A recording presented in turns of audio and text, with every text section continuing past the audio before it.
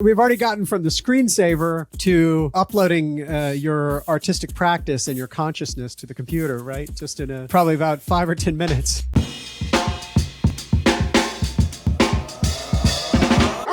So first of all, let's start by welcoming Nick.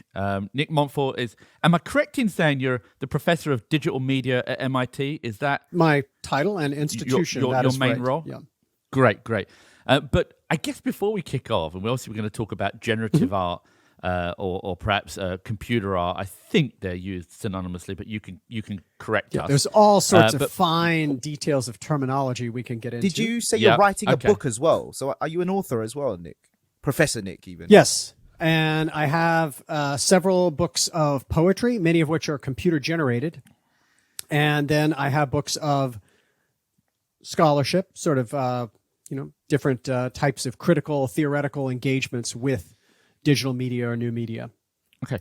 So before we jump into that, perhaps you can just, in a couple of minutes, just tell us how you got to this point of being focused on digital media at large, but in particular generative art, and obviously being in poetry and other forms of media, and they're also lean towards generative art. Just what's your background and why did you end up arriving at this point? Sure. For me, I have a long-standing interest, almost since childhood, I'd say, in how computing, language, and literature come together to help us explore things that are culturally resonant, that are meaningful in terms of language, in terms of culture. So when I was growing up, there were these text adventure games, these interactive fiction games, and one of the very famous and top-selling ones was Douglas Adams' Hitchhiker's Guide to the Galaxy, which would be familiar to you as a famous franchise. Of course.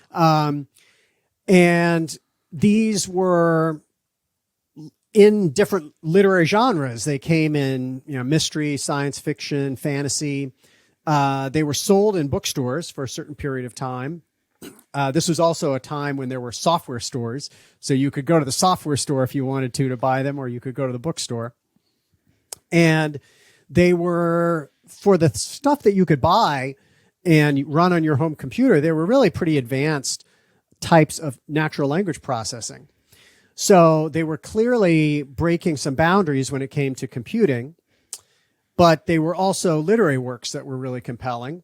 And I did some work along these lines myself. I worked on some interactive fiction projects, but I'd say more importantly, interactive fiction is something that sort of gave me permission to see that the literary aspects of a work and the computational aspects of a work fit together.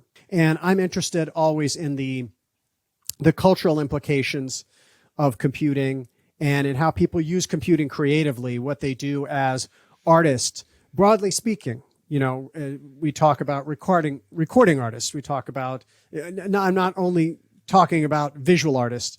I mean, writers and poets as literary artists. I mean, people who are making creative use of different media. And so in a way, what's happening with generative art is people are working as computational artists. They're using computation as a medium. And I do that too. In my own case, I focus on literature and language. So I bring together work in the literary arts with work in the computational arts. And it's probably worth at this point just let's grabbing for the listener and viewer, whether they're online on YouTube or listening to the extended audio, what generative art means, and perhaps also parlay it with if there is in your mind a distinction between computer generated art and generative art. So we've got a somewhat complete taxonomy.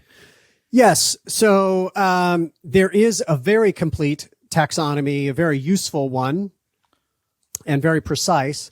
That's given by Margaret Bowden and Ernest Edmonds in their book From Fingers to Digits. And among the many terms they have, one of them is computer art or C art. One of them is generative art or G art. And then they have computer generative art, CG art.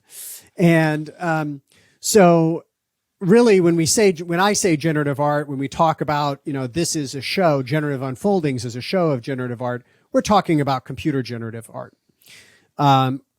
And that is work that is a software system. That's the thing that the artwork is, just like a painting is, paint applied to a canvas, or it could be applied to a piece of wood or something like that. But in this case, we have a software system. That's what the artwork is.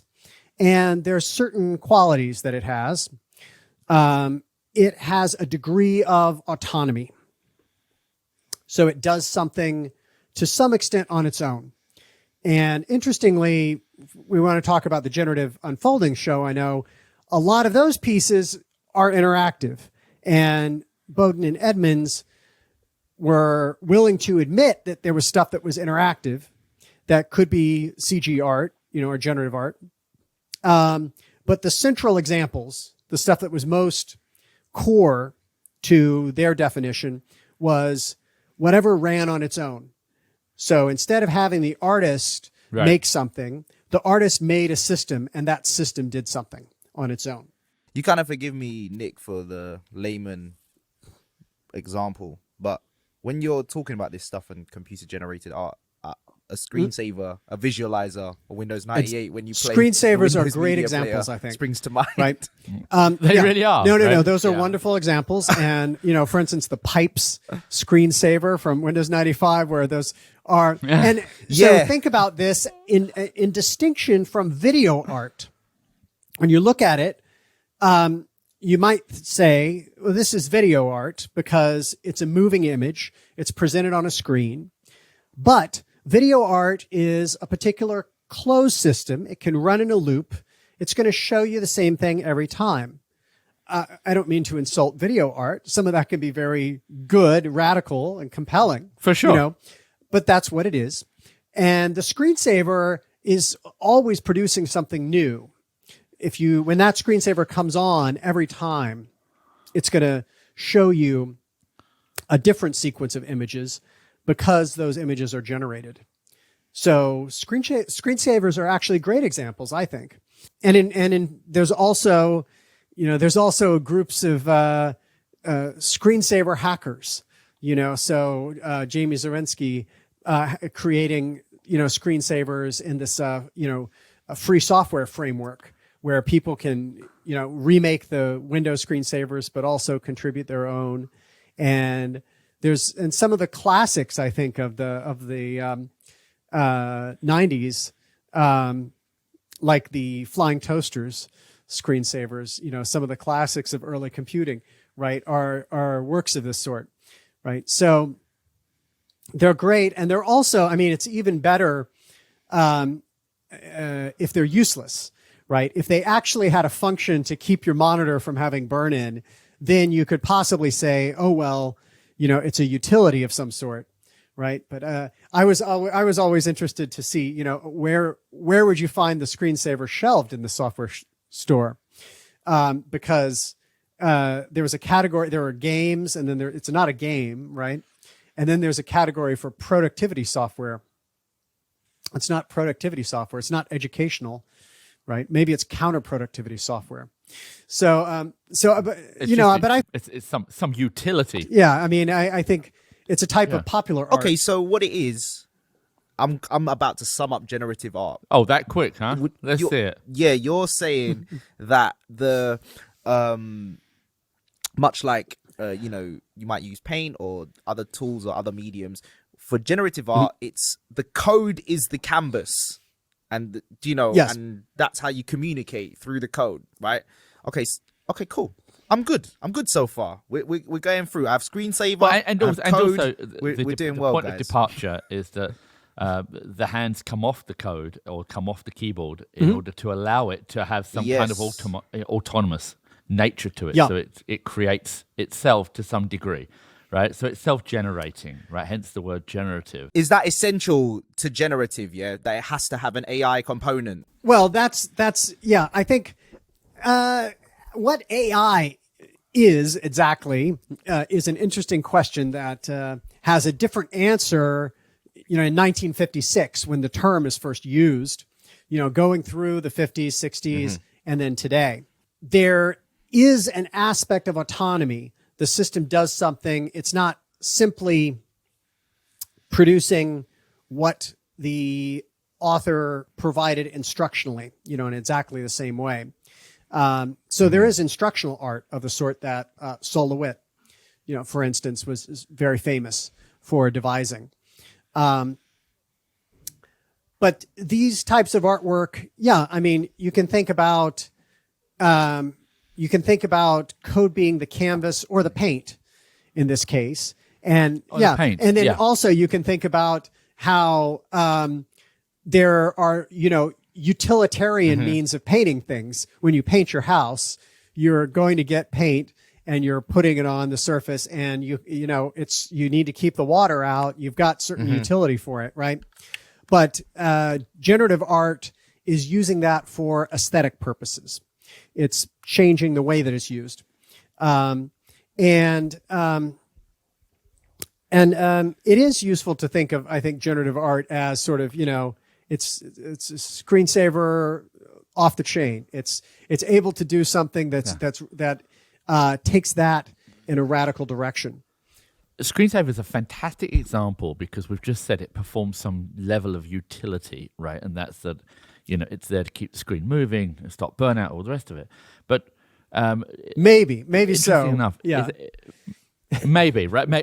And certainly not today, by the way, in terms of displays, right? But they're pretty much useless. But let's just say that was the argument. It would actually say that it wasn't just for pleasure, as in art for the sake of art, that we've created art in this new mechanism. Right. Is the goal, in your opinion, of generative art to be anything more than an artistic expression?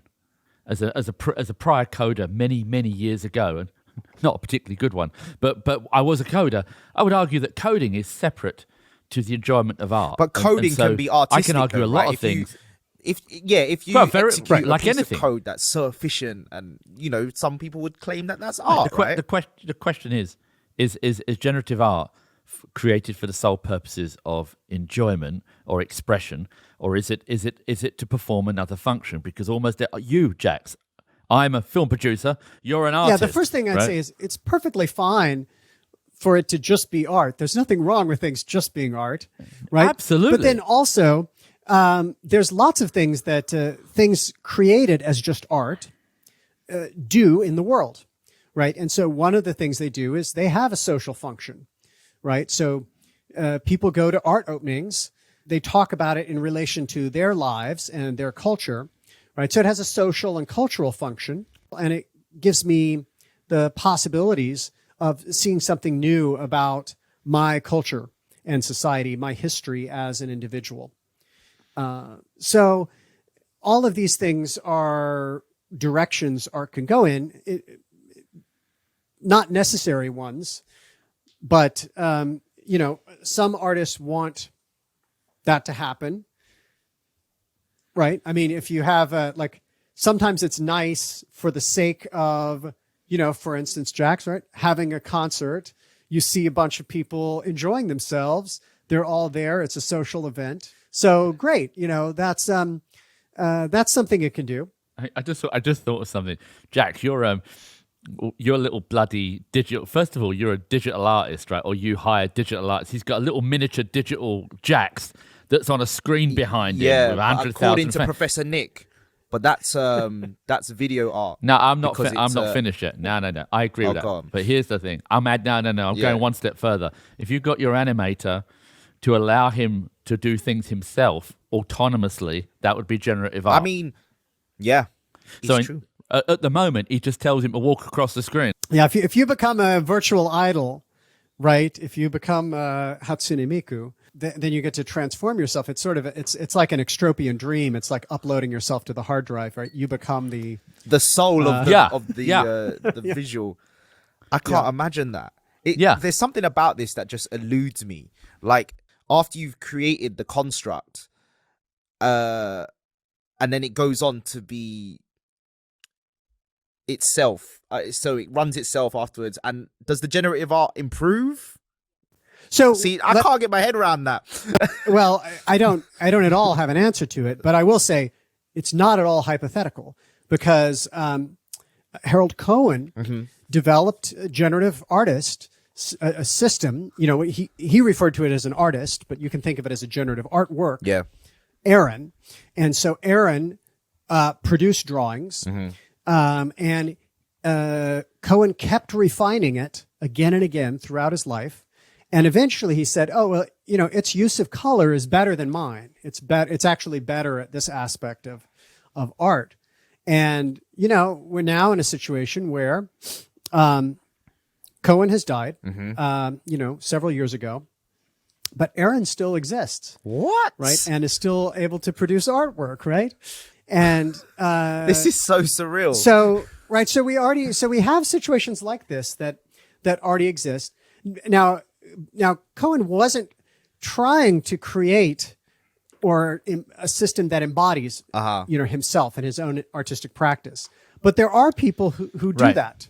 Some people are trying to create systems that embody their own artistic practice, like Johannes Helden, like making a project that writes like him. Wow. You know, and replaces him as a writer. Okay. So there's a... Now, is that's that for the most powerful vanity of or all, economics right? or legacy?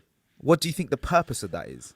I mean, it's sort of like as a computational artist. So, you know, there's always the suggestion that they give to writers. They say, write about something you know, right? So if you're a computational artist and you're trying to make a writer, you know, well, program about something you know. Why not make yourself? You know, why? I mean, that's the writer you know best, right? Yeah.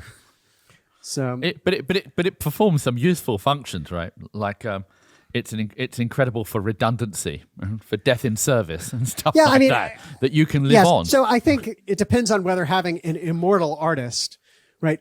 Of course, immortal artists just become they're just obsolete for eternity, right? Because you need to be embodied in the present day culture. You need to have relevance to what's going on. You need to be part of what's happening. It's an incredible question for technology and culture. So, if you think about it, we've already gotten from the screensaver to uploading your artistic practice and your consciousness to the computer, right? Just in probably about 5 or 10 minutes. I was going to say, yeah, exactly. And now we're talking about the future of mankind. No, what I'm saying is, imagine, Jax, that all of a sudden technology got so good that you could, take the embodiment of your art, right? And I'm not sure if you're even, imagine this, that you're not even caught in a time warp, that actually your algorithm is growing as a result of your own artistic design. It's the way you think about lyrics, the way you think about themes, the way you think about what's going on. And all of a sudden, 50 years later, your kids, are talking to their kids about your music. You've sadly gone to heaven, I hope. And they're listening to your music. But that music is constantly being generated. That has all kinds of cultural and historical questions. Yeah, I think... And actually, I argue that that's fairly visionary, that there's something very interesting about that. I think it's interesting the first time it's done. But the issue of creating generative art that's imitative of human art, right? That's a whole category of artistic development in and of itself. Right. And my interest in generative art is that it's able to do something very alien and uncanny. It's able to do something unusual. It's able to help us inhabit or perceive, at least, some type of alien consciousness. But my work is not supposed to be human-like at all, the stuff that I do personally, and the stuff that I'm interested in viewing, reading, hacking on, looking at the code of, that work is also not producing human-like art.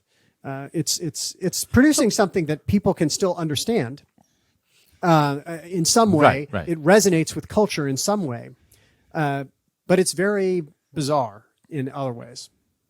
Are the artists in generative art, are they typically from computing backgrounds at first and then come and express themselves through that medium, or do you find artists that have no background in computing just taking up that as well? And then is there a difference in style of output? Sure. No, I think there's so one of the things when Ernest Edmonds did all these interviews with artists, and he found that they fell into these two categories.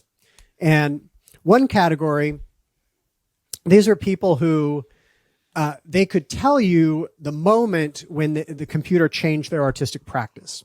So Manfred Moore was someone who was doing stuff, related to abstract expressionism, and, talked with a musician, learned about computing. And there was this moment when it's like, this is it. I have to do this. I'm going to do this type of work. However, a lot of other artists, and I would have to put myself in this category, are people for whom there's no such moment. They were always working with intertwined practices that were artistic and computational. They were always programming as they did their thing as an artist. Am I right in thinking that if it's not software, is there any blend over to hardware that still has a definition to or connects to generative art? I'll give you a great example, a simple example. Banksy, I'm a big fan of Banksy, although I really think that he'll probably be a lot more popular when he's dead because he's not getting out and talking about his art. I mean, most great artists had a He chance. might be dead, right? Well, he might be. Somehow, how about that? How about announcement of death as the next Banksy artwork, and then we get to all read the obits, right? Guess what? I own a Banksy. I've been trying to sell it at that point, right? Or maybe I'll keep it for another year or whatever.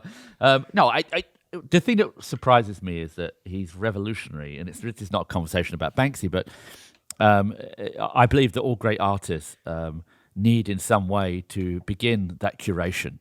And it will help historians and other curators to talk about their art. And what I'm wondering is that piece, do you remember the exploding piece of art at the auction? It's the only interesting thing that's happened at Christie's. The self-shredding. Recently, the self-shredding piece. Yeah. Obviously, the first bit is not generative art, but the process of writing any code to explode or shred, I should say, a piece of art, is that contained in the definition of generative art? This is so you can think about that. Was that a code, or was it like a physical thing? Yeah, I mean, obviously, you can make a machine that does that. I mean, computers are machines. so if you made a computer at the end of the day, if you made a computer to do it, you were making a machine. So, but you could also talk about the fork bomb exhibited at the Whitney, right? This a very short piece of code that simply continually produces new processes until the system is overwhelmed and shuts down, right? So there's nothing interesting about that as a sequence of characters. Like that's not what's interesting about it. It's only interesting when it's put into the context of a software system, and that software system has to run on something. It's ultimately running on hardware. So one of the things about this is that if you think about generative art as algorithmic art, which you could think about it as, I think that's very limiting. I think you're missing out on all the aspects of messiness and materiality that have to do with this artwork being embodied in software systems running on hardware. For instance, I have a piece called Round, and it's an infinite deterministic poem. And in part, it's based on some of the work that Francois Morellet did. Okay. There's 6 paintings that Morellet did that are what I would call sort of visualizations of the digits of pi. And my poem is a textualization of the digits of pi. And so you can read it. Now, you may not want to read it. You may not find it's very sensible. It's somewhat repetitive in terms of the sound. So it has these aspects of internal rhyme. The lines are of varying length and so forth. And as you run this program, the program runs itself. As the program runs, it becomes harder and harder to generate the next digit of pi. It takes longer and longer. It takes more and more memory. So on a real computer, it will eventually crash. It's not going to actually work forever. But also, as you start running this, your fan will turn on. Like your computer will start to heat up. Your fan will turn on, and this piece of generative literature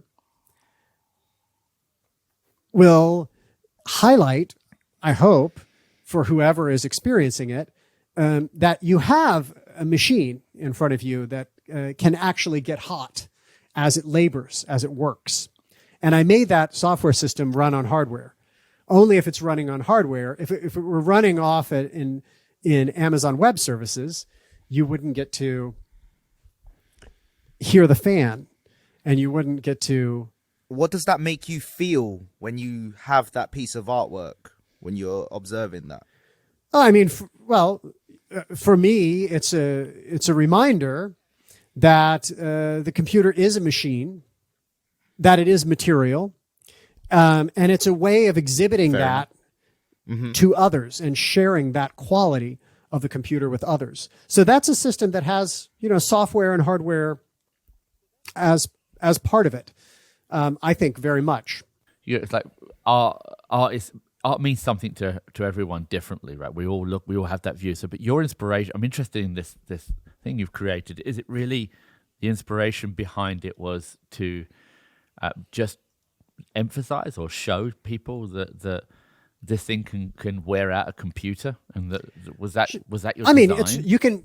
I read it aloud also. I mean, it produces a text that is so how did you assign words to each digit? Oh, so that I got to choose, just like Morale chose whether white would be even or black would be odd. Yeah, so or that's whatever the else. creative element. From my standpoint, yes.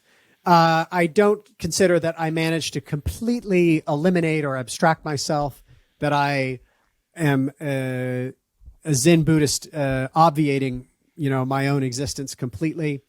There's some of me that's in that process. Well, I would argue that there's a running cost to your art. Right? Do you supply the computer too if I buy it? There's a maintenance bill. Yeah. No, when I exhibit. So it has been exhibited in a gallery context, and in that case, yeah, I put a computer there, right? So that's provided. Yeah. But if you want to run it on your computer, I think that's good too, because then it tells you something about your computer. So would you say when we use like a Snapchat filter or an Instagram filter that like changes something on our face or something like that, and you get different parts of it as well, like sometimes it can generate a result that's specific to the person taking the picture. Is that a form of generative art? Yeah, so the bunny ears. Oh, it's cool. I would say filters for Snapchat, Instagram, Zoom. I don't know. I guess my question, I wouldn't rule it out. Nah. I wouldn't rule it out. My question is, whenever someone asks something like that, I'll give you the stock response, but I think a very useful response is to say, well, how does it help us think about this thing if we imagine it as generative art, right? Like, that's a good question. Yeah. So if we think about the screensaver as generative art, that helps us. The filters are types of they do something autonomously, but they don't have that much autonomy. So I would probably think to categorize it differently, but one thing that is important is, not to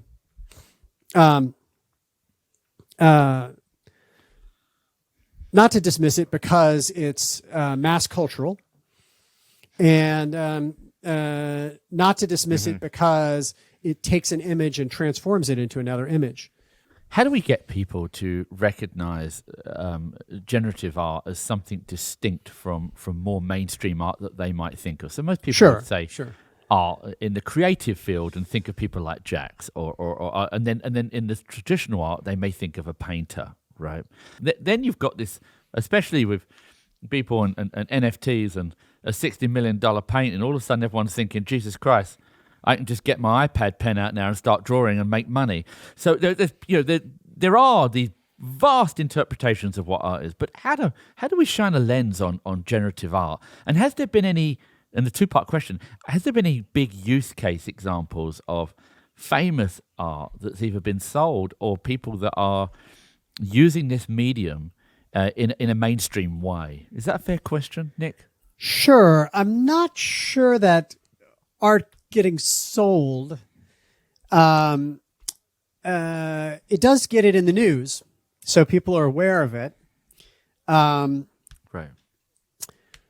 I guess there's a lot of issues. There's a lot of institutional issues around what people see as art or not. Yep. So, for instance, if you go into a bookstore, like just a large bookstore, some of them, still exist, and you go to the art section of that bookstore, you're probably going to find almost everything there is about painting, some of it about sculpture.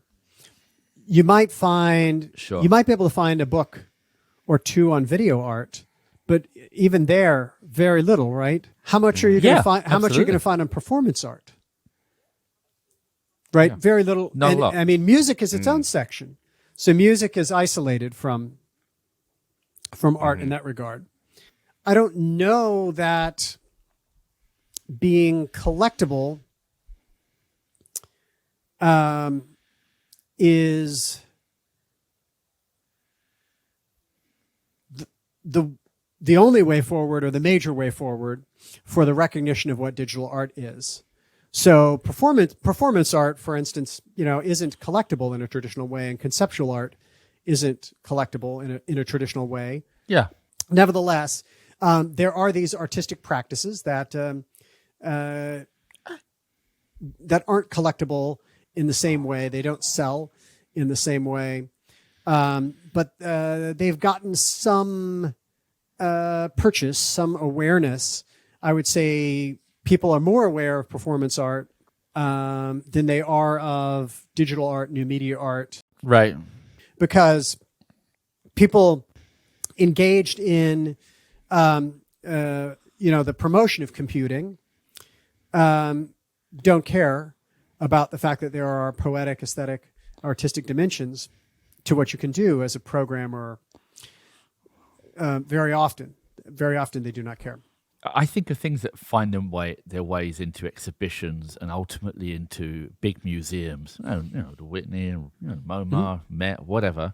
They tend to have one of a few things in common. They tend to have historical context, right? So they're like, this is significant because it's Da Vinci and it's in the 1500s. You're like, oh, Jesus Christ. There's only a handful of paintings. We got to show it, right? And it happens to be worth hundreds of millions of dollars or whatever.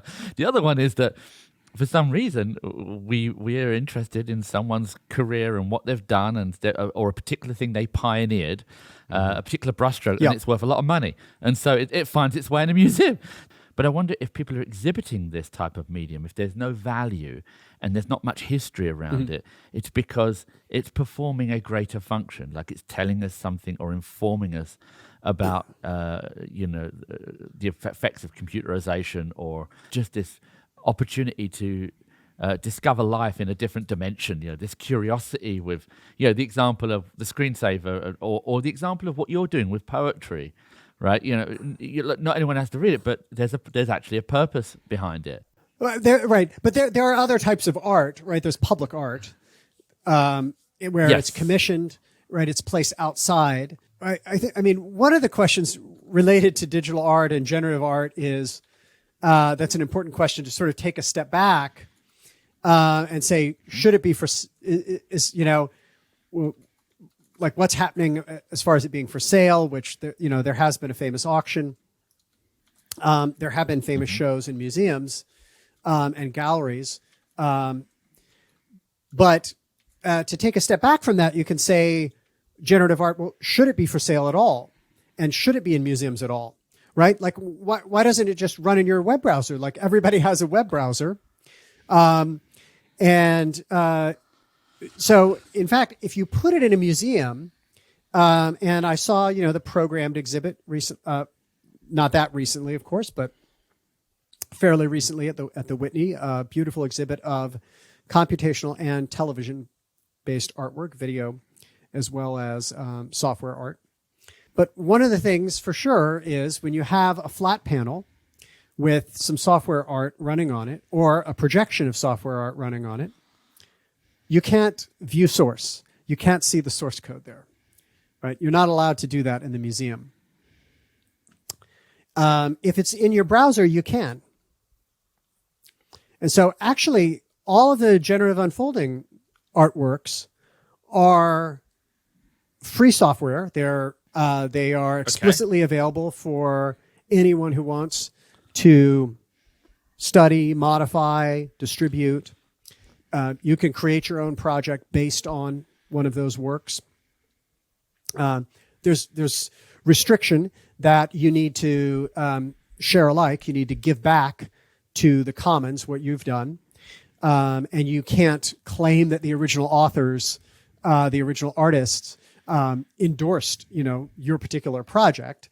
And the code is all available. It's up there for you to look at. And so since the medium of this work is code, we're talking about how the code is the paint, right? In this case, if we stick it in a museum and show you the output of the system, but you can't actually, see the paint. You can't actually see the artwork. No, you Right? can't. Yeah, it's just the outcome. Right. Yeah. You're seeing the back page of the book, but that's it. So maybe maybe the museum and the gallery is not the ultimate place for this type of work, even though there have been many great shows, and it's brought a lot of this work to the attention of the public.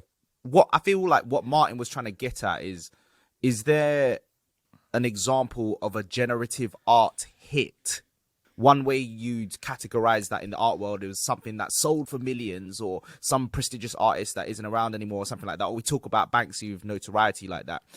In the generative art doesn't have to be given a monetary value for it to be considered important. But is there one that lives on our browser that took over the world at one point in time? I don't think there's an example that sort of comes to there's not like, the Damien Hirst shark. yeah. Or the Salvatore Mundi or something. Right, of computer generative art. Maybe right now, but there's things that are very popular. Many of the examples I think do come from more popular culture or mass culture, like the screensaver or John Conway's Game of Life, for instance. Right, so that's an example of something. Mm-hmm.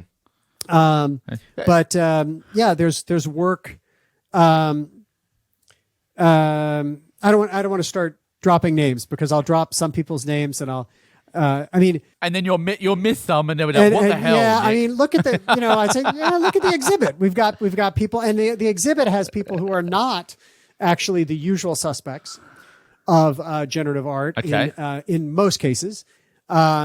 And one of the things I'd say more recently, because we're talking about the social function of art, we said one of the things art does is it gives us an opportunity to get together in a context in which we could always go out for drinks, throw a party or whatever else, but it gives us an opportunity to get together and think about things aesthetically and think about things in their relationship to our culture and talk about work. And so, for instance, Casey Rees had a recent show of generative art called Social Codes, and it had an art opening online, and I was able to attend this art opening, and he had people in the show that he curated, from around the world. He lives in Los Angeles.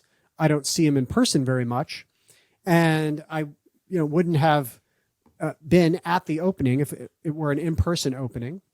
So I consider that a successful outcome. And Generative Unfolding similarly had an opening where people were able to join from all over. And the artists, many of whom I had not met before, I got to talk to by video, face to face. So that's not the direct answer to your question in that, there's a mega hit generative artwork. But it does address, I think, the success of these pieces. Yeah, is there a way to view generative art? When you go, if you view art in a museum, there's a way they present it, so it's the best way to observe it. Is there a way do you have to have the best screens for it to attend these openings? Well, to get I think the best way is to be able to access the code and to be explicitly allowed to modify the code, to change things about not just the parameters, but even how it is computationally these artworks function. In most cases, it's an unusual mix and aesthetically, visually very diverse. Many of the pieces are very interactive. And so I'd say from my standpoint, it's more that there's shows that are meaningful. Kate Voss Gallery in Zurich had a show called The Game of Life. I'm just looking at The Game of Life now. I've never heard of it. It looks so interesting. So these are I think these are some of the classics, but of course no museum owns that, right?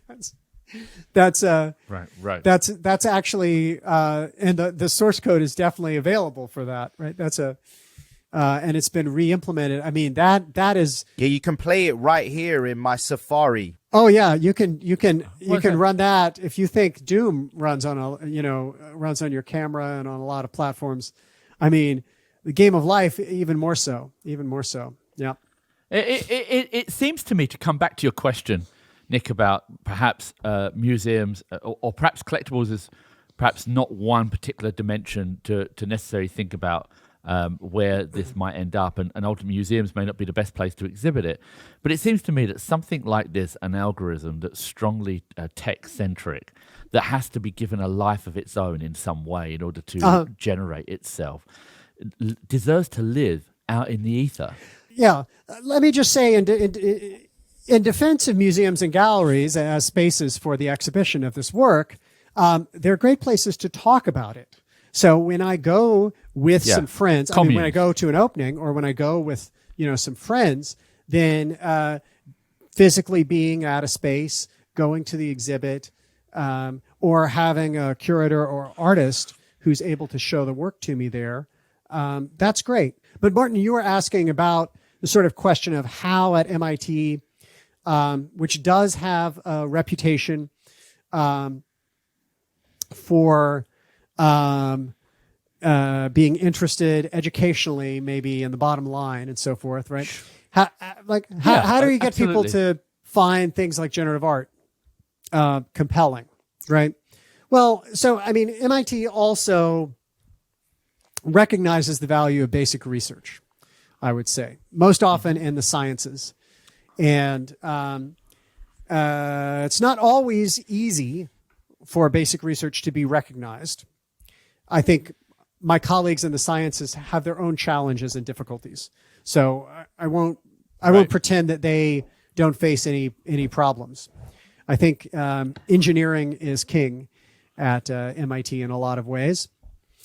But people recognize that we need to keep on exploring and thinking and devising theories, building models and testing them, independent of the particularities of how to do engineering or how to accomplish the immediate goals that we recognize.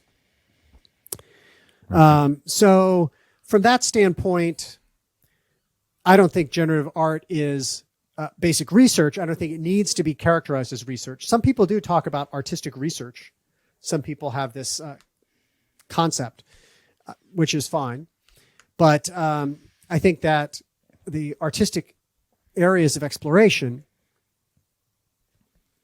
that we can get into through work in generative art, and the ways that generative art can show what the possibilities of computation are quite valid, quite important, should be happening alongside other types of computational work.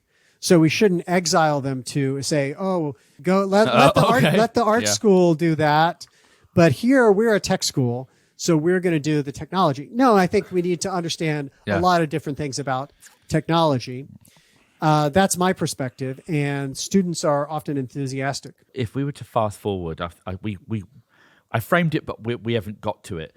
10 years or 15 years, what might we expect from generative art? And I'm going to throw a couple of things out there. One of them is that we detool ourselves, and just like we went to plain English in programming, right? We went through 4GL, right away to OpenGL, and we didn't. All of a sudden, it's not that the complexity went away, but the languages, and we use things like frameworks to try and make it easier. We try to get more people into programming. Now I'd argue that software is eating the world, and that most people want some kind of career in technology and often software.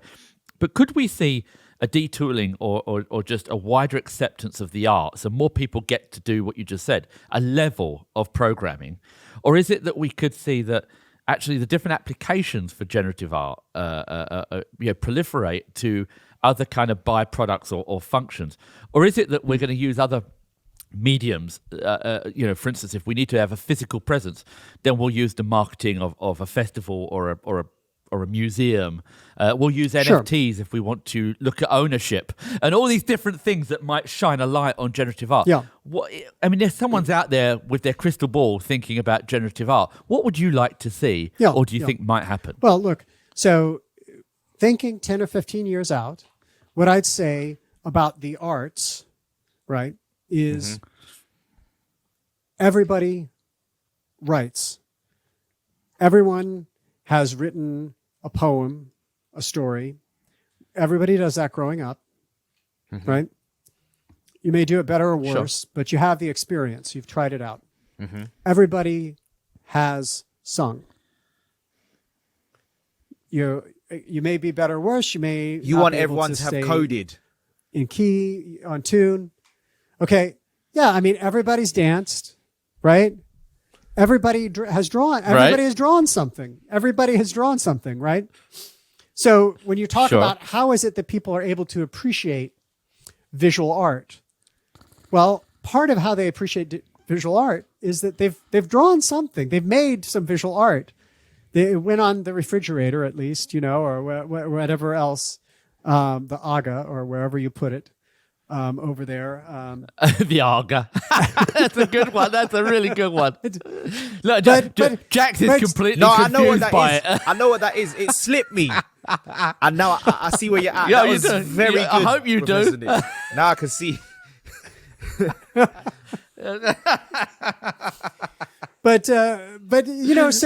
so the idea, I think really fundamentally, if people want to make this one of the artistic practices amongst other artistic practices, people have to program. And in fact, a huge number of people programmed in the late 1970s, early 1980s, millions of people. Yeah. And people didn't learn it because they were doing Google Summer of Code or because they wanted to do STEM education or they just tried it out just for the sake, just for the sake of trying it out, and often for artistic sorts of purposes, type in a little poetry generator or a little version of Eliza, the chatterbot, or, a little sort of game. Speaking about today's young people that appreciate art and the rise of street art and that kind of side of things, and how that, you look at Instagram artists that have become big and have huge cult followings, and generate value off of hype rather than perhaps the processes that go into something. Do you know what I mean? It's hype. It's like Alec Monopoly springs to mind in all of this, right? Do you think that by nature, generative art, it has a different flavor? It feels a bit more of a sharing platform for other things to happen. Perhaps it's a social construct, something for us to look at, something just for the sake of existing. Do you think then it will catch fire in the future in the same way if it doesn't have that exclusivity that things that nowadays things need to have? Do you know what I mean? Yeah, I mean, one of the places where you see work that is fundamentally, it's a software system. Mm-hmm. It involves computation. Sometimes it's made by an individual or a small team, is in digital gaming. Now, those systems don't run on their own for the most part. There's some exceptions, like Everything. For instance, James O'Reilly's game, where if you just let go of the controller, it'll wait there for a moment and then it'll start playing itself. Crazy, which is great. It's an amazing. It's pretty cool. It's an amazing game, actually. There are examples of this more mainstream sort of, software system, computer art, generative work is involved in certain cases. We're already getting to a point, though, where with digital games, there's now a very strict sort of policing and defining of what digital games are. They have to go through a certain channel. They're sold on Steam, or else they're made for consoles and they get pressed onto discs less and less often these days. Less and less. Yeah. Digital games are very well defined. This is what they are. And of course, the art world has its own institutions as to what you do to define that stuff. So it's hard to make these connections and things that are in the gap. And there are people like Tracy Fullerton working with Bill Viola, who's quite famous and excellent as a video artist, to create the Night Journey, right? So there's something that is a video game-like interactive experience. It's not computer generative art, but it's something that bridges the art world and the video game world in a certain way. And then, Tracy Fullerton has another game about Thoreau's experience in Walden, which is a non-conventional, sort of experience.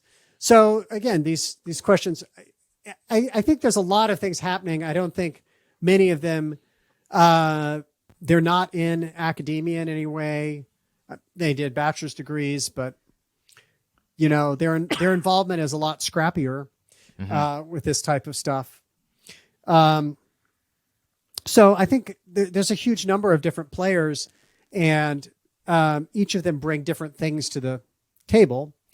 I would argue that there's a correlation for generative art with prosperity, with productivity, and I'll tell you for why. And ultimately, it's progress because of one thing: greater application of programming. Right. So if there's more programming, there's a number of things that are happening in the world. Right. We're likely to see prosperity and productivity. But what could we see directly that's not correlative, that's come as a result of generative art? So, for instance, it seems to me that it could serve as a very different way, to coin a term, think different, to solve problems a different way to look at code, a different way to feel inspired, a different way to look at life. I wonder whether these kind of skills or practices could come from more people being immersed in generative art. You've answered your own question. We both know that that's the case. And so let me ask, let me ask either of you or both of you, if you think there's a distinction between an artist and a designer, which some people don't, how would you distinguish? Typically a designer would be something for function. See, in its broadest definition, I don't distinguish the difference. So, Martin, you've got like the John Maeda view of artist and designer. Yes. And Jax has, I think, a more traditional idea that, which Charles Eames, I think, would also say that the designer has a problem, and the artist doesn't have a problem. So the artist can't. It's just expression. That's art. Right. So the artist can't. So the designer can solve the problem. So you could, whether you're doing industrial design or graphic design or whatever else, you can successfully solve the problem. But the artist doesn't have to, but also can't, right? And so one of the things there is there's types of, there are approaches that are appropriate in both cases. Like you might want to quickly come up with 20 different ideas if you're a designer, and you might also do the same thing if you're an artist. But ultimately you have to solve the problem from the design standpoint. And from the art standpoint, your purpose is to explore, and you might find a sort of problem along the way. But I like to say that in the arts and humanities, rather than answering questions, our job is to generate new questions, right? And the whole idea of this exploratory programming for the arts and humanities is that we don't start from a specification the way you say, this is how an ATM works, or a cache point. This is how a cache point works. Now write the code, implement the cache point. Leaving that aside, we also need to explore. We also need to use computation to think in new ways. So programming and computation is a way of thinking. It's a means of thinking about the world.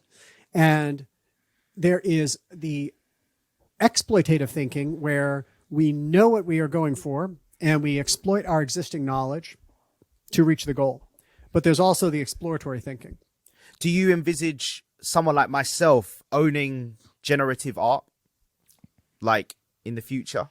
How about producing it? Or producing it, yeah. Yeah, actually, producing it is a better question. I'm much more interested in the question of will you produce it than in the question of will you own it. So my next book, Exploratory Programming for the Arts and Humanities, second edition, is coming out in a month, in just under 1 month.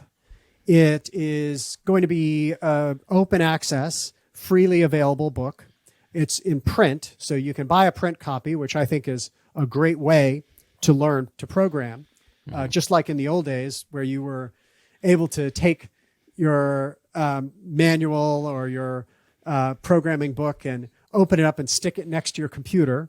That's how I did it. Yeah, exactly. This book is designed for that. This book is designed to do that. My own concerns aren't so much about models of ownership, but more models of engagement. And I'd say if you want to really understand what generative artwork is, and you want to think about it and appreciate it deeply, you should be a programmer. Not a professional programmer, not somebody who has a computer science degree or works for Google or Microsoft or something, but someone who's able to use computation, someone who knows what iteration is, what's a for loop, what's a function, what types of a variable are, things like that, true basics. And once you do that, you're able to move ahead in a powerful way, thinking about and working with computation, and exploring it as an artist if that's a direction you wish to take.